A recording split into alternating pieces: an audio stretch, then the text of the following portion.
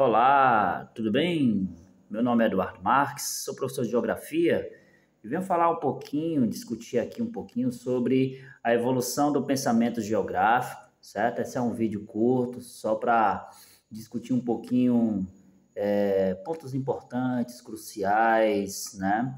É, que estão aí nesse assunto tão significativo que é como a ciência geográfica evoluiu, né, desde dos seus primeiros pensamentos, suas primeiras escolas, até os pensamentos mais atuais, né, os pensamentos mais avançados, aplicados, né, nos dias de hoje, certo? Então eu venho discutir primeiro, né, sobre a questão de uma geografia antiga, onde descrever a Terra era o principal passo, né, para iniciar um estudo científico, né? Então, tudo começa com o estudo de descrições da Terra, com gregos, né?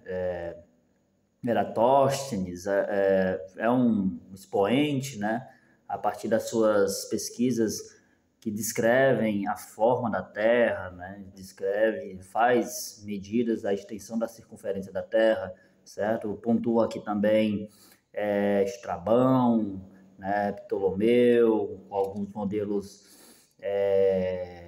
de sistemas planetários, né? O próprio Estrabão, que desenvolveu os primeiros mapas ali da Eurásia, certo? Identificando as principais rotas comerciais, certo? Que estavam ali em uma área de altos dinamismos comerciais, econômicos entre a Europa e a Ásia, né? Então, os primeiros mapas naquela região e também no Oriente Médio, a gente tem que lembrar que o mapeamento dos mesopotâmios ele foi um recurso muito importante porque levou a ideia de mapear, né, de localizar os recursos naturais como uma forma de melhor explorar o meio, né, uma forma de melhor gerenciar a terra, certo? Claro que a gente também tem que pontuar a invenção de equipamentos de localização, como a bússola, pelos chineses, né? E tudo isso faz parte de uma geografia antiga, uma geografia medieval, certo? Depois a gente passa uma geografia voltada à exploração marítima, né? E aqui coloca-se Mercator como um cartógrafo que estava atendendo a esse anseio técnico, né? Então, Mercator ele desenvolveu uma geografia voltada para a descoberta de novas rotas comerciais, uma geografia voltada para atender os anseios de expansão do sistema capitalista, que, de certa maneira, o sistema capitalista estava superando modelos antigos e mais, vamos dizer, locais, como o feudalismo, né? Então, a expansão do capitalismo ela estava totalmente alimentada pelo avanço da cartografia, uma cartografia que identificava novas rotas, que identificava novas terras para exploração, para novos usos, né? Então, uma cartografia que atendeu, sim, aos anseios dos dominadores, dos exploradores, certo?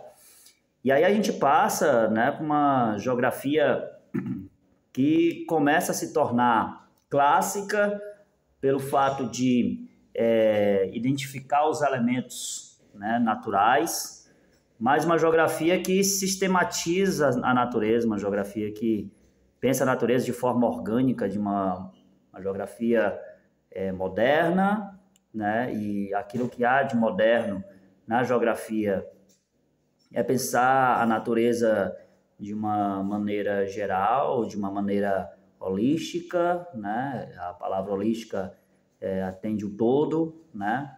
E a gente identifica aqui, por exemplo, o Humboldt, Carl Ritter, como os grandes pensadores dessa geografia que é geossistêmica, né? Que trata dos sistemas naturais. A ideia de sistema está nesse sentido, né? De pensar os elos, as interdependências, as correlações dos elementos naturais, antrópicos, né? E é uma geografia moderna por isso, né? Passamos também para uma geografia, digamos, que começa a pensar na dominação da terra, do território, uma geografia que começa a discutir sobre como dominar, como explorar, que é a geografia possibilista, uma geografia determinista, certo? É uma geografia determinista que nasce na Alemanha e à frente desse pensamento está Hatzel, né?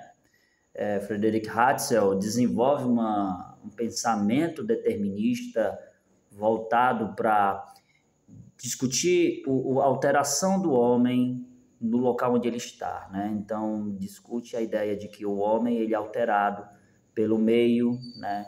Que o meio diz quem é o homem, diz o que faz o homem, o que será, né? Então, é uma ideia de quase condenação pelo fato de você estar localizado em uma área não tão suscetível, não tão, vamos dizer assim, positivo, né, na ideia de explorar os recursos, né? E aí vem uma geografia francesa de Vidal de la Blache, né, uma geografia que vai fazer um contraponto, que pensa no avanço das técnicas, que pensa na ideia da tecnologia como uma forma de superar os entraves do meio, a tecnologia como uma forma de resolver os problemas locais, certo? É uma geografia possibilista, né? E isso é um pensamento mais atualizado, né? A gente vê que o pensamento tradicional fica pelo lado determinista, enquanto o possibilismo é um pensamento mais avançado, né? Um pensamento que condiz com o que nós temos hoje, né? Depois vem uma geografia matemática, uma geografia quantitativa, uma geografia, vamos dizer, que se aprofundou, né, em criar estatísticas, né, em criar modelos matemáticos, até para atender aos avanços tecnológicos e às urgências de avanços tecnológicos ao longo da Guerra Fria. A Guerra Fria foi um momento, passando da década de 50 até 90, você tem ali o avanço tecnológico e a necessidade de criar novas técnicas, novas tecnologias, né? Até porque foi o momento da corrida espacial e armamentista, onde as potências estavam nessa necessidade de mostrar um poderio científico, um poderio bélico, né? Até como uma forma de, vamos dizer, justificar, né, o avanço, justificar qual seria o melhor modelo, né, político-econômico, né? Se seria o capitalista ou se seria o socialista, né? E depois a gente tem uma geografia regional, uma geografia que discute as particularidades do território, né? Aqui a gente destaca Hartshorne como um grande expoente nesse sentido, né? De pensar a regionalização como uma forma de administrar o território, como uma forma de melhor gerenciar os recursos do território. Por isso a necessidade de pensar as regiões, né, como particularidades, né? E a geografia crítica, né, a geografia do mundo subdesenvolvido, a geografia do mundo do hemisfério sul, né? E aqui a gente tem Pierre George, Yves Lacoste, o próprio Milton Santos, que discute globalização, que discute por uma outra globalização, né? Que discute o que é a cidade, que discute a ideia de explorar o espaço-tempo, né? E aqui eu pego o gancho da ideia o que é o espaço-tempo, né? Esse espaço que ele é adimensional, né? O espaço geográfico ele é feito pelas coisas, pelos elementos, pelos fatores, e como esses fatores, esses elementos, eles se comportam, né? Como eles se movimentam, como eles se materializam, né? Então, o espaço ele é dado pelos elementos, pelos fatores. e o tempo ele está relacionado com o movimento, a forma como eles movimentam, né? Então, o tempo não é aqui uma unidade de medida, né? Na verdade, o tempo está relacionado com essa interação dos elementos espaciais, né? Então, a depender dessas interações, você constrói tempos, né? Então, o tempo está totalmente relacionado com o tipo de fatores e elementos que tem no espaço, né? Já a paisagem, ela é percepção, é como eu percebo onde eu estou, e essa percepção está relacionada aos meus sentidos, né? E já o território, tão discutido na linha de pensamento do possibilismo e determinismo, está relacionado com poder, né? Então, pensar em território é pensar que alguém manda ali, né? A região, como falei, são particularidades, certo? E o lugar é vivência. Então, o lugar tem função, o lugar você traz ali um sentido para ele, né? Então, não tem como você pensar em lugar de uma forma em que você não conviva ali, né? Então, você tem que ter uma ligação, mesmo que seja à distância, né? Mas tem que ter uma espécie de vivência. E, claro, discutir vivência, discutir o que é o lugar, a gente precisa amadurecer ainda muito esse pensamento. E aqui eu trago a ideia das pesquisas de Anne Fanny, né?